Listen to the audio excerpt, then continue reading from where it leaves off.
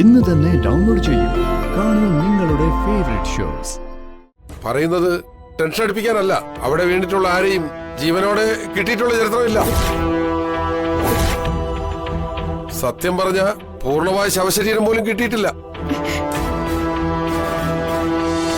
അമ്മേ, എന്താ ഇത്? ഞങ്ങള് വർഷം അന്വേഷിച്ച് പോവാൻ തുടങ്ങുന്നതേ ഉള്ളൂ. അവളെ കിട്ടിയാലുടൻ അമ്മയുടെ മുന്നിൽ എത്തിച്ചേക്കാം. ഇപ്പൊ അവള് വന്നിട്ടില്ല. ഇല്ലേ? പിന്നെ അവള് ശബ്ദം കേട്ടതോ? അതൊക്കെ അമ്മയുടെ തോന്നലാ. തോന്നലൊന്നും അല്ലടി, മഹാസൂത്രശാലിയാ അവള്. എന്നെ പറ്റിക്കാൻ വേണ്ടി എവിടെയോ പതുങ്ങി നിൽക്കുക. പേരും കള്ളി.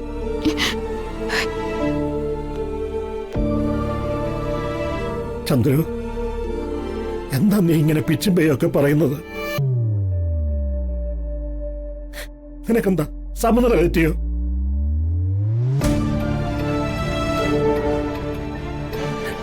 ഭഗവതി വല്ലാതെ പരീക്ഷിക്കുകയാണോ?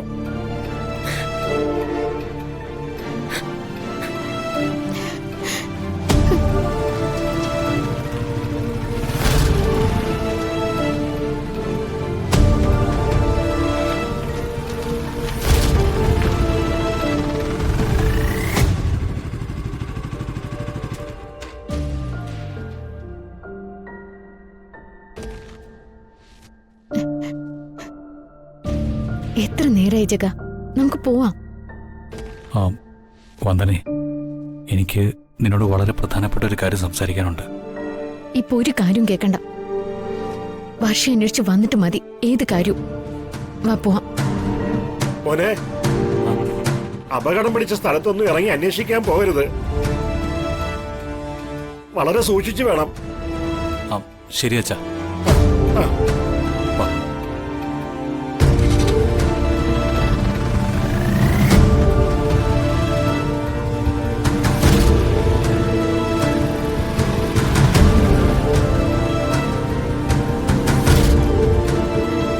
ചന്ദ്രു,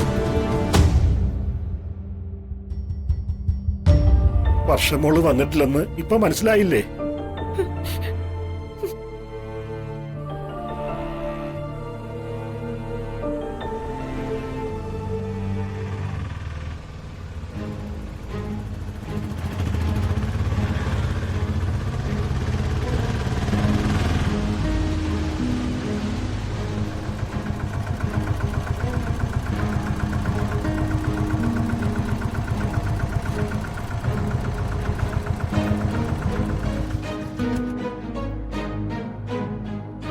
ചന്ദ്രിയെ, വാ, നമുക്ക് അകത്തേക്ക് ഇരിക്കാം. അന്നേ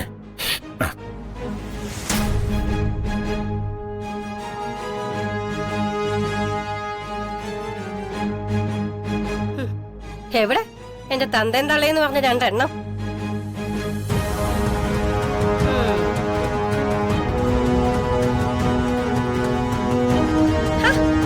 ഇവിടെ ഇരിക്കുകയായിരുന്നോ രണ്ടെണ്ണവും? വസന്തേ. ഓ വസന്ത, ജീവനുള്ള വസ്തുക്കളാണോ ഈ ഇരിക്കുന്നത്? ഞാൻ കരുതി രണ്ട് നോക്കുകുത്തുകളെ പ്രതിഷ്ഠിച്ചിരിക്കുകയാണെന്ന്. ഓ, നോക്കുകുത്തുകളായിട്ട് കുത്തി നിർത്താൻ പോലും പറ്റാത്ത രണ്ട് പേക്കോളങ്ങളായി പോയല്ലോ എന്റെ അച്ഛനും അമ്മയും. പ്രവൃത്തി ദോഷം.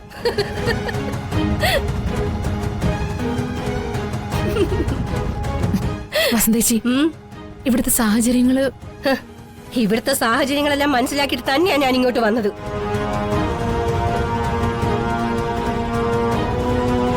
ഹരിതയ്ക്ക് കിട്ടിയ തിരിച്ചടി ഇപ്പൊ വർഷയ്ക്കും കിട്ടിയില്ലേ? ഒന്ന് ചോദിച്ചോട്ടെ, ഗർഭം കലങ്ങിയ പെണ്ണിനെ സന്തോഷിപ്പിക്കാൻ കുടുംബസമേതം വിനോദയാത്രയ്ക്ക് പോകുന്ന ചടങ്ങ് ഏതെങ്കിലും നാട്ടിലുണ്ടോ? വിനോദയാത്രയ്ക്കോ പോയി ആയിക്കോട്ടെ, വിനോദിപ്പിക്കാൻ കൊണ്ടുപോയ പെണ്ണെവിടെ? മുതല് വിഴുങ്ങിയോ അതോ പുലി പിടിച്ചു തിന്നോ?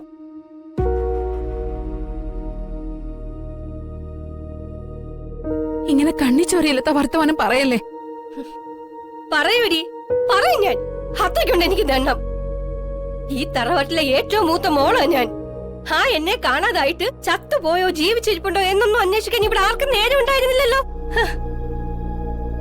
എന്നിട്ട് എന്നെ കൂടാതെ വിനോദയാത്രയ്ക്ക് പോവാൻ എന്താ ഉത്സാഹമായിരുന്നു എല്ലാവർക്കും.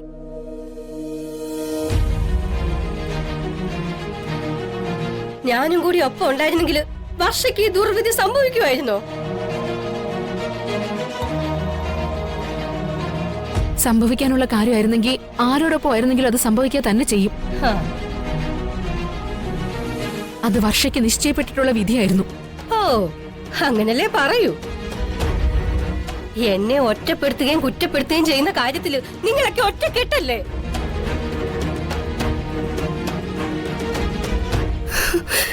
എന്റെ പൊന്നനിയത്തി, എനിക്ക് ഈ ഗതി വന്നല്ലോ.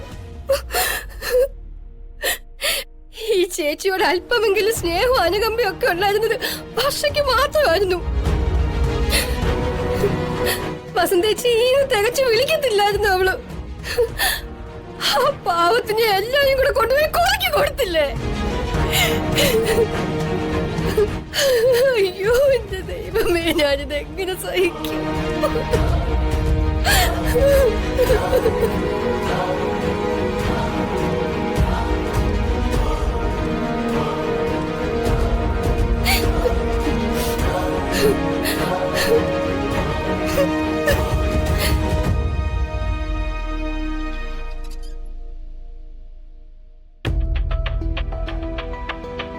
അന്വേഷണത്തിന്റെ കാര്യത്തില് ഞങ്ങളുടെ ഭാഗത്ത് നിന്ന് യാതൊരു വീഴ്ചയും സംഭവിച്ചിട്ടില്ല. ഡിപ്പാർട്ട്മെന്റ് അനുവദിച്ചിട്ടുള്ള പരിമിതമായ സൗകര്യങ്ങൾ വെച്ചുകൊണ്ട് ഓരോ മുക്കും മൂലയും ഞങ്ങൾ അരിച്ചു പറക്കി കഴിഞ്ഞു. ഫയർഫോഴ്സും പരിശോധന നടത്തുന്നുണ്ട്. പറയുന്നത് ടെൻഷൻ അടിപ്പിക്കാനല്ല, അവിടെ വീണിട്ടുള്ള ആരെയും ജീവനോടെ കിട്ടിയിട്ടുള്ള ചരിത്രമില്ല. സത്യം പറഞ്ഞ പൂർണ്ണമായ ശവശരീരം പോലും കിട്ടിയിട്ടില്ല.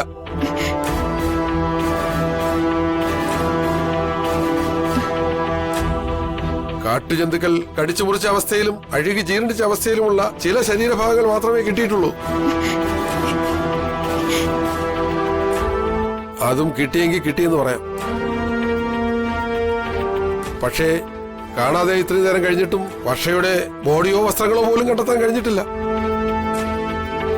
ആ സ്ഥിതിക്ക് വർഷയ്ക്കൊന്നും സംഭവിച്ചിട്ടില്ല എന്ന് കരുതിക്കൂടെ സർ?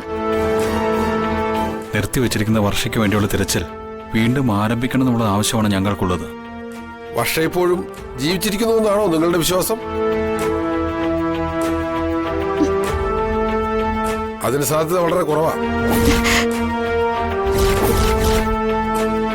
ഇനി വന്യമൃഗങ്ങളെങ്ങാനും കടിച്ചെടുത്ത് ദൂരേക്കെങ്ങാനും കൊണ്ടുപോയോന്നറിയില്ല.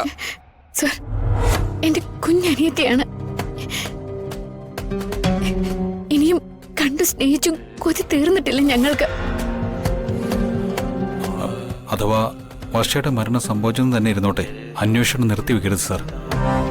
വർഷയും നിങ്ങൾ തമ്മിലുള്ള അറ്റാച്ച്മെന്റും നിങ്ങളുടെ മാനസികാവസ്ഥ എനിക്ക് മനസ്സിലാവുന്നുണ്ട്. അന്വേഷണം പൂർണ്ണമായി നിർത്തിവെച്ചിട്ടൊന്നുമില്ല. വീണ്ടും ഊർജിതമായി അന്വേഷിക്കാനുള്ള ഏർപ്പാടുകളൊക്കെ ചെയ്യാം.